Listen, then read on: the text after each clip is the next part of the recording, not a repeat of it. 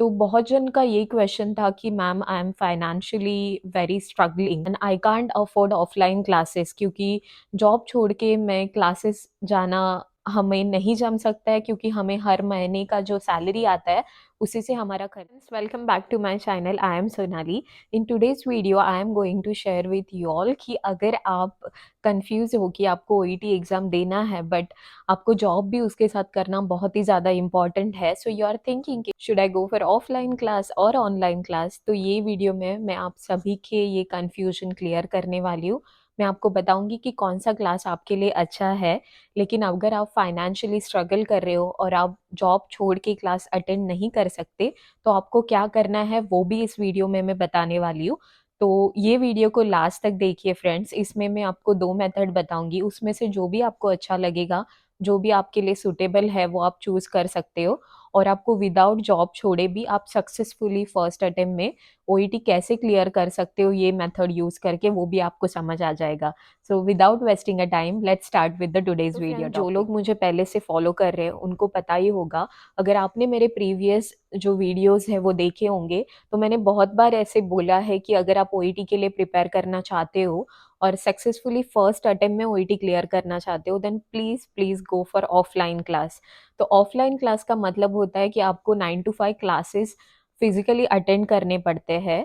तो वैसे करने के लिए आप ऑब्वियसली जॉब ढूंढ के या फिर जॉब के साथ तो ऑफलाइन क्लास अटेंड नहीं कर सकते, क्योंकि प्रॉपर जो ओईटी के ऑफलाइन क्लासेस होते हैं वो हफ्ते में 6 दिन रहते हैं। आपको सिर्फ एक ही दिन छुट्टी मिलती है संडे को, और क्लासेस का टाइम भी 9 to 5 होता है। तो 9 to 5 अगर आप क्लास अटेंड करोगे तो आप जॉब नहीं कर सकते, दैट इज ऑब्वियस। तो अगर आपको भी यही प्रॉब्लम है तो इस वीडियो में I will try to give you all some simple solution.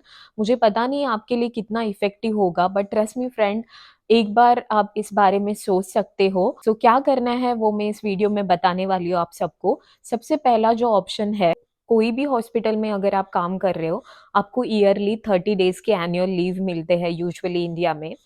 तो आपको क्या करना है, जैसे ही आपको फर्स्ट डिसाइड करना है कि आपको कौन से ओईटी क्लास में ज्वाइन करना है।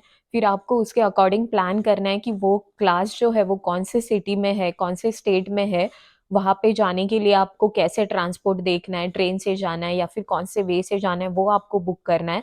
And then only you need to apply for your annual leave. तो ये सब क्लासेस के बारे में फिक्स पक्का कंफर्म करके क्लासेस में एडमिशन लेके आपको एनुअल लीव के लिए प्लान करके अप्लाई करना है।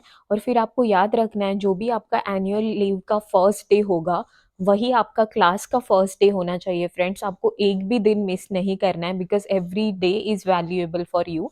तो जैसे ही आप एनुअल लीव अप्लाई करोगे वो पहले ही दिन आपको जहाँ पे भी आपका क्लास है वहाँ पे ज्वाइंट होना है, वो आपका क्लास का फर्स्ट डे होगा। तो ये 30 दिन का जो एनुअल लीव है वो आपको पूरा 100% ऑफलाइन क्लास में यूटिलाइज करना है। इससे क्या होगा कि आपको पूरा सिलेबस समझ में आएगा, जो नॉर्मल स्टडी पैटर्न है ओईटी का वो समझ में आएगा। ये 1 मंथ का एनुअल लीव आपके लिए बहुत ज्यादा वैल्यूएबल होने वाला है फ्रेंड्स। 1 मंथ का तो एनुअल लीव आपको मिल गया, उसका तो आपको सैलरी भी मिलने वाला है। तो अभी आपको क्या करना है, जैसे ही आपका एनुअल लीव फिनिश होगा तो ये ऑप्शन में आप क्या कर सकते हो, आप और 1 मंथ एक्सटेंड कर सकते लीव। उसे कहते हैं लीव विदाउट पे। तो ये केस में फ्रेंड्स आपको कोई अच्छा सा रीजन देना पड़ेगा, कोई स्ट्रॉन्ग सा रीजन देना पड़ेगा आपके हॉस्पिटल को कि ये प्रॉब्लम की वजह से और 1 महीने तक मैं ड्यूटी ज्वाइन नहीं कर सकती, but like you want to continue working but you want the leave without pay. तो ये केस में क्या होता है, आपको वो एक्स्ट्रा जो आप मंथ एक्सटेंड करने वाले हो उसका आपको सैलरी नहीं मिलेगा, बट आप छुट्टी ले सकते हो और 1 महीना आप successfully OET class offline attend कर सकते हो। और जैसे ही आपका ये सेकेंड मंथ फिनिश होने वाला है, आपको याद रखना है कि ये मंथ फिनिश होने से पहले ही आपको ओईटी एग्जाम अटेंड करना है। फर्स्ट अटेम्प्ट आपको देना ही है तभी, क्योंकि आपने अच्छे से 9 to 5 क्लासेस अटेंड करके रेगुलरली प्रैक्टिस किया है। तो उसके अकॉर्डिंग ही आपको प्रैक्टिस रखना है कि आपको 2 महीने में पूरा ओईटी का जो प्रैक्टिस है वो फिनिश करके आपको एग्जाम देना है। एग्जाम का डेट पहले ही लेके रखना है और फिर एग्जाम आपको देना है। तो ये तो हो गया फर्स्ट ऑप्शन। ये ऑप्शन मैं सबको सजेस्ट नहीं करूंगी फ्रेंड्स, क्योंकि इसके लिए आपको बहुत अच्छा रीजन देना होगा। अगर आप ऐसे बताओगे कि आप ओईटी क्लास के लिए और 1 मंथ लीव विदाउट पे रहना चाहते हो, तो देन आई एम 100% श्योर कि आपको लीव नहीं मिलने वाला है, आपका हॉस्पिटल आपका लीव एक्सेप्ट नहीं करेगा। सो ये ऑप्शन चूज़ करने से पहले आपको एक अच्छा-सा रीज़न ढूँढ के रखना है। So I don't suggest this to everybody.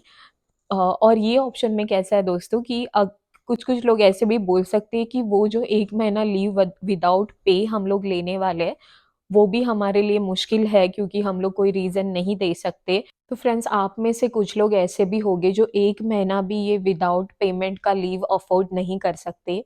तो उनके लिए ये जो सेकंड ऑप्शन है वो मैं बता देती हूँ।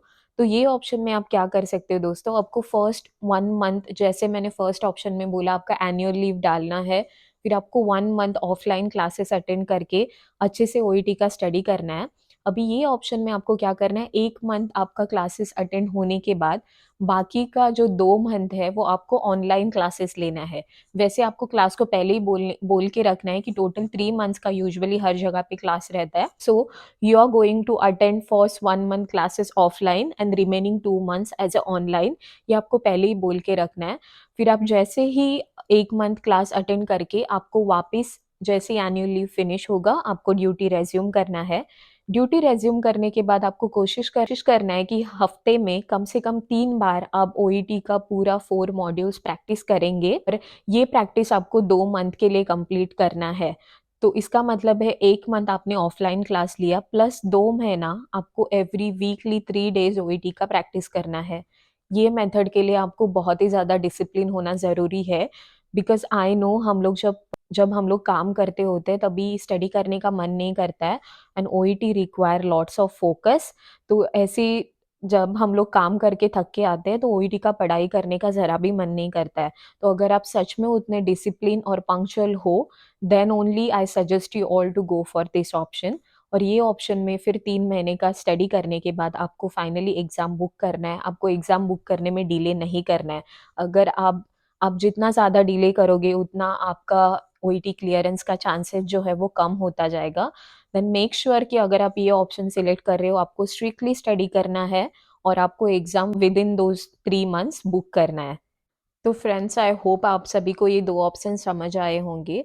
Now will move on to the third option कि अगर आपको ज़्यादा फाइनेंशियल प्रॉब्लम नहीं है और आप अफ़ोर्ड कर सकते हो कि आप 3 महीना ओईटी का प्रॉपर क्लासेस करो, बट अब लॉन्ग टर्म के लिए विदाउट पे नहीं रह सकते, तो आप क्या कर सकते हो? जैसे आपका 1 ईयर का एक्सपीरियंस कंप्लीट होता है कोई भी एक हॉस्पिटल में, you have to make sure hospital join करने से पहले कि आपको वहाँ वो हॉस्पिटल से 1 ईयर के बाद सर्टिफिकेट और रेफरेंस मिलेगा, तभी आपको वो हॉस्पिटल जॉइन करना है। बिकॉज़ नाउअडेज़ मैंने देखा, मेरी बेस्ट फ्रेंड है, she is really struggling to get a reference from hospital, क्योंकि वो लोग में कंडीशन था कि 2 साल तो कम से कम काम करना है और अभी उसने हॉस्पिटल छोड़ दिया, तो रेफरेंस में बहुत तकलीफ हो रहा है। तो please you don't do this mistake. पहले ही कन्फर्म करके लीजिए कि कौन-सा ऐसा हॉस्पिटल है जो आपको 1 साल के बाद रेफरेंस देगा और एक्सपीरियंस लेटर भी प्रोवाइड करेगा।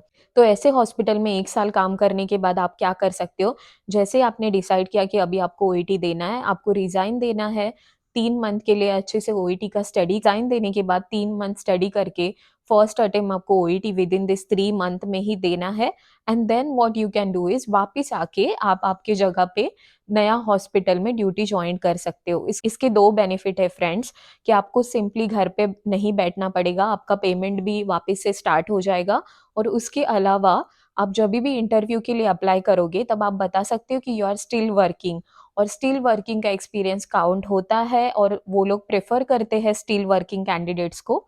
और फिर आपका जो एक्सपीरियंस है उसमें ज़्यादा गैप भी नहीं होगा, क्योंकि please be mindful friends, UK processing के लिए 1 ईयर तक का गैप वो लोग एक्सेप्ट करते हैं। उसके बाद में अगर आपका गैप उससे ज़्यादा होगा तो प्रॉब्लम्स आ सकते हैं, आपको सर्टिफिकेट शो करने पड़ सकते हैं। So better to avoid this problem and 3 months तक अच्छे से पढ़ाई करके बाद में आप दूसरे हॉस्पिटल में जॉइन कर सकते हैं।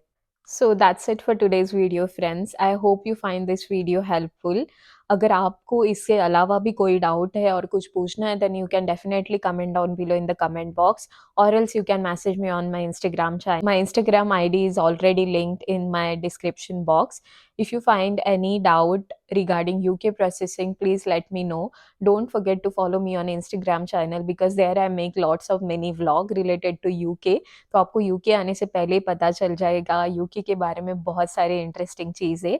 So I hope you all enjoy watching this video. If you like this video, don't forget to like, share and subscribe to my YouTube channel. I will see you all soon in the next video. Until then, stay happy, stay safe and bye bye.